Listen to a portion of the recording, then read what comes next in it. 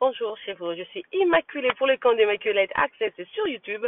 C'est votre première fois de me découvrir ou de découvrir ma chaîne. N'hésitez pas s'il vous plaît, faites-vous abonner sur cette chaîne qui prend l'amour et on se prodigue comment, je dirais, conseil, on prend vraiment l'amour et on motive les gens. On essaie de mettre d'abord l'Africain, de montrer l'amour de soi et de pousser les autres frères et sœurs qui ne sont pas encore sur leur chemin, qui ne se sont pas encore découverts dans la vie pour aller de l'avant. Sinon, je partage tout ce qui est en vogue, tout ce que je trouve, tout ce qui est intéressant. Ça peut être politique, entertainment, ça peut être sportif et tout.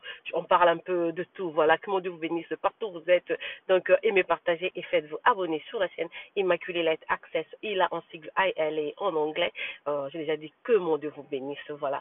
Donc, je voulu vous parler d'une Africaine originaire de l'Ouganda qui a rendu l'âme ici, mais d'une manière vraiment triste. Elle s'appelle Esther Kanagoshi. Elle était donc mariée à un blanc d'ici, américain. Ils étaient installés au Colorado. Et c'est exactement à Denver, Colorado ici. Denver, c'est à quelques heures de Chicago, donc c'est vraiment comme New Jersey et New York et tout. C'est vraiment deux États très proches. Voilà, comme on est en confinement depuis, il y a quelques États qui étaient déjà ouverts, les gens ont repris leur rythme de vie habituel et tout. Donc les autres États sont vraiment fermés. Là, on commence même à refermer parce que le taux des gens atteints continue à augmenter chaque jour. Donc ça vaut pas la peine de dire aux gens de reprendre leur boulot et tout et tout. Ceux qui ont la chance ou ont eu la chance de garder leur poste continuent à aller au boulot. Les autres, les compagnies qui ont fermé n'ont pas encore ouvert. Certaines ont ouvert, mais ils n'arrivent même pas à emmener autant de gens juste parce que le risque vraiment d'attraper le corona est très élevé. Donc le conseil qu'on nous prodigue, c'est de rester à la maison. On a dit que c'était une pandémie. Il y a des mesures prises par le gouvernement qui sont en place que l'on doit respecter. J'ai seulement constaté depuis ce confinement ou cette crise pandémique que beaucoup de gens qui ont essayé de forcer, de célébrer pendant cette crise, il y a eu beaucoup de cas vraiment néfastes. Au début de la crise, nous au Congo, il y avait un groupe de jeunes Congolais vivant en Germanie, en Allemagne, qui étaient partis à Goma pour passer des vacances, jusqu'à on a parlé du confinement. Mais quand ils sont arrivés à Goma, ils ont loué le ferry, tout le groupe là de 15 jeunes dans le lac, avec le propriétaire du ferry là qui avait le restaurant et le bar. Ils étaient en train de faire des lives. Le truc, on a vu ça vraiment s'effondrer, c'est aller sous le lac. Tous les 16 donc avaient rendu l'âme. Ça c'était le premier signe. À part ça, aux États-Unis, on a vu notre actrice Naya Rivera qui est allée aussi louer un petit bateau pour aller nager. Juste, tu as une baignoire, c'est toi, on dit que c'est la pandémie, mais tu vas aller nager dans l'océan ou dans le lac. Elle n'était pas sortie de là vivante. Il y a juste à peine 3 semaines, nous au Congo, on a perdu un grand homme. Cindy Kadokolo, qui était installé maintenant à Londres. C'est la femme, le mari à l'enfant d'Eduardo Santos d'Angola, Isabelle Santos. Donc, ils sont allés là-bas en promenade ou quoi. Il aimait faire le sous-marin. On a dit que c'était parmi ses passions. Il est allé, donc il a plongé. Et en plongeant, il s'est cogné la tête sous la mer, là, ou sous l'océan. Donc, il y est sorti mort. Quoi encore? Il y a pas mal de cas de gens qui ont voulu célébrer pendant la pandémie, qui ne sortent pas de là, qui ont vraiment dérangé. Donc, il faut faire attention. Quand on dit attendre, la patience ne dérange pas. La patience doit être, comment on dit, j'ai oublié l'expression là sur la patience là qu'on utilise souvent en anglais.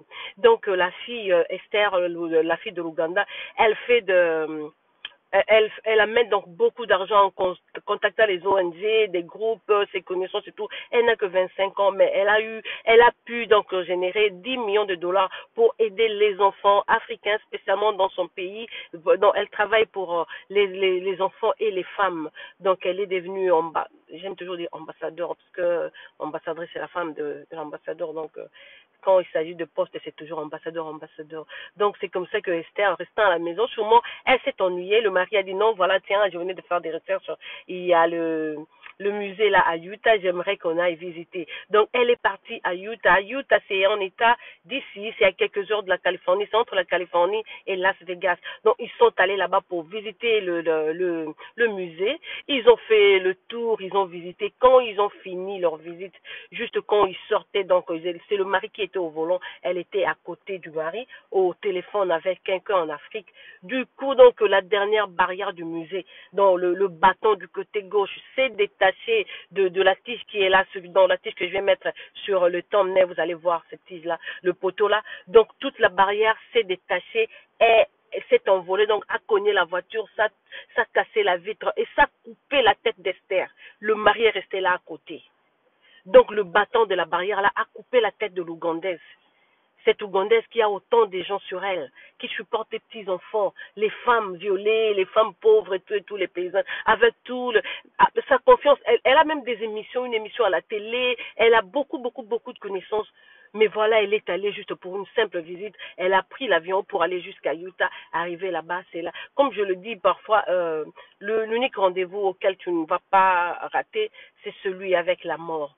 Donc, elle habite Denver, Colorado, en pleine pandémie, pendant que les États ferment. Avec son mari, sont allés pour visiter ce musée-là. Ils ont fait la ronde et tout, ils ont fini. C'est juste quand ils sortaient que la barrière, dans le bâton gauche de la barrière, s'est détachée pour couper sa tête. On a décapité la tête de notre jeune africaine.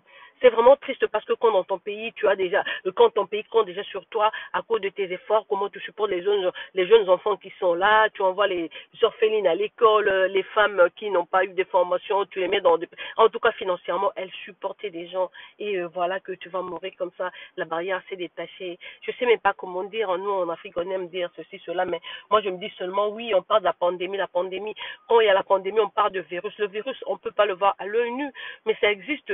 Donc c'est un combat qui se mène peut-être spirituellement, peut-être c'est Dieu qui est en train de nettoyer. Ça prendra du temps, mais c'est un combat seulement qui sera rapporté par Dieu. C'est Dieu seulement qui saura remporter cela et il va tout faire pour nettoyer. Il viendra un jour où on n'en parlera plus comme tous les autres fléaux qui sont passés dans le temps. On a parlé du sida, de Zika et autres, donc épidémies qu'on a vues ou pandémies, mais on arrive toujours après quelques temps, ça disparaît, il y a solution. Des fois, quand on nous parle, nous les humains, nous devons être aussi patients. Moi qui vous dis, j'avais perdu mon boulot depuis le mois de février. La semaine passée, le même boulot m'appelait pour aller reprendre. Mais je leur ai dit non, parce que là, les écoles viennent de fermer. Mes enfants étudient à la maison. Si je ne suis pas à la maison, personne ne sera là pour poursuivre leur système. Heureusement qu'ici, les gens sont organisés. Voilà, même quand tu ne travailles pas, j'avais droit au chômage. Je vis grâce à ce petit montant d'argent de chômage, pourvu que je paye mon loyer. Même si les factures augmentent, on pourra toujours trouver solution après. Ce qui importe d'abord, c'est l'hiver, payer le loyer pour les enfants. Donc, nous devons être patients, il faut faire attention. J'ai vu que même les Africaines, chaque temps, il y a l'anniversaire de l'enfant. Ah, la fête. Mais non, vous allez vous faire contaminer. Il faut attendre. L'anniversaire est là aujourd'hui, demain. Le jour d'anniversaire, c'est un jour pas très spécial pour la personne, oui. Mais quand on est en pleine pandémie comme ça, je ne veux pas mettre ma vie en danger juste pour aller me rendre dans une fête d'anniversaire. Ne m'invitez pas. Même quand on dit que no gathering, stay home, les Africains, ils ont toujours des moyens. Ah non, c'est le retrait de Dieu de tel moment. Dans telle famille, ils ont perdu. C'est la pandémie, restez chez vous. Attendez que ça passe. Ça passera, on aura tous le temps. Je vous parle aujourd'hui en une semaine. Cette semaine seulement, j'ai perdu 4 membres de famille. Mon cousin chéri, le corps est encore à 3 là-bas en France. C'est demain que ça sera expatrié sur Kinshasa. Un cousin chéri, je vous dis, qui a vécu avec moi sous le même toit pendant 8 mois. Et puis après, il a eu la chance d'occuper de grands postes. Et donc, il est mort comme ça en France et le corps tourne. Quand je suis pas sur Internet, je ne passe que du temps à pleurer. Hier, on m'appelle un autre cousin chéri à moi. Celui-là, j'avais même cru que c'était à Kinshasa, j'avais essayé à Kinshasa. On m'a dit non, ça s'est passé en Angola. Et ce matin, on m'a dit non, c'était à Tembo. Il était en train de discuter avec quelqu'un pour l'argent. La personne là l'a tué.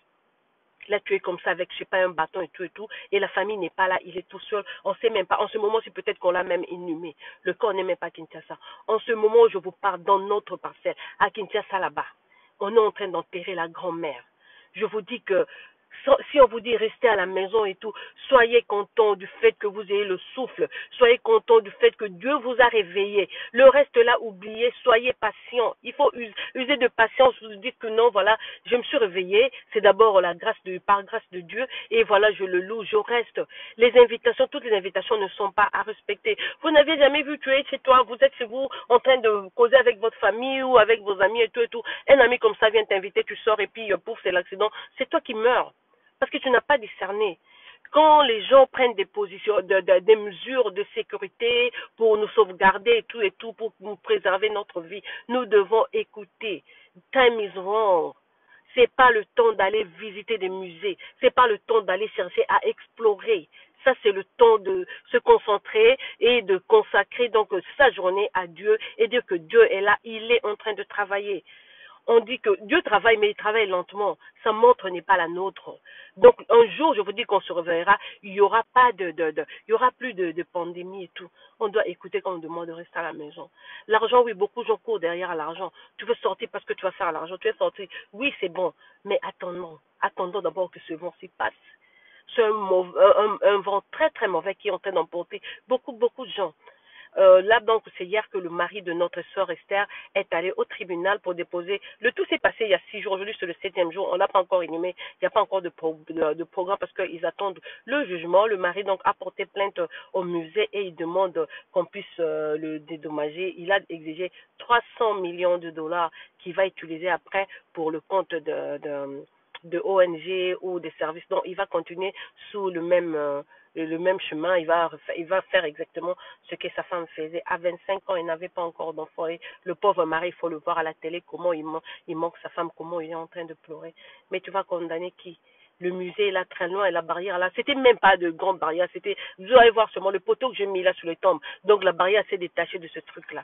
Mais c'est venu et c'est seulement là où elle était. Donc ça coupait vraiment. Ah, j'ai juste hésité, je ne veux pas mettre la photo de la voiture en soi. Comment le truc, donc c'était, je sais pas, penchant ou comment, je sais pas, ça s'est détaché dans le boulon, était peut-être fatigué. Le truc là, le bâton gauche de la barrière s'est détaché pour couper la tête donc de notre sœur de l'Ouganda. En tout cas, soyons prudentes, restez chez soi, restez chez vous. Le moment viendra. Je sais que nous aimons l'ambiance, on aime s'exposer, on veut que les gens nous voient. Oui, but time is just wrong. Stay home and stay safe. Le corona, c'est pas de la blague.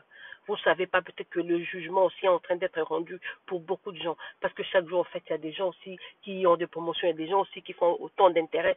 Ceux qui ont des gens, des ventes, qui travaillent online, les gens font aussi beaucoup d'intérêt en ce même temps. Mais soyons patients, laissons le temps au temps et voilà, donc si Esther était restée à la maison, elle serait encore en vie aujourd'hui. C'est un conseil que j'ai tenu à partager donc avec vous, mes frères africains. Moi, comme je dis, j'aime tellement les Africains. Quand il y a quelque chose qui ne va pas, je dois tirer donc la sonnette d'alarme. Il faut que je vous dise, faites attention. Il n'y a pas longtemps, une autre fille du Congo s'est chamaillée avec son duo et puis parce qu'il a attrapé en train d'avoir l'intimité avec une autre femme. Elle était fâchée, elle a pris le volant enceinte de 6 mois. Elle a quitté Chicago pour Indiana et est arrivée à Indiana dans sa famille. Elle a eu un accident, elle est morte avec ce bébé de 6 mois. On l'a enterré le samedi passé. Donc, faisons attention, restons à la maison et restons éveillés. Voilà donc pour la petite vidéo d'aujourd'hui. Que mon Dieu vous bénisse une fois de plus. C'est maintenant très difficile pour moi de faire des vidéos à la maison. Le week-end, je vais en profiter pour poster ne fût-ce que 3 ou 4 vidéos. Donc, demain et dimanche, parce que entre lundi et vendredi, maintenant, l'espace à la maison, c'est calme, très calme, parce que mes enfants travaillent virtuellement maintenant et mon deuxième là, le volume est même élevé. Lui, il n'aime pas utiliser des trucs horaires.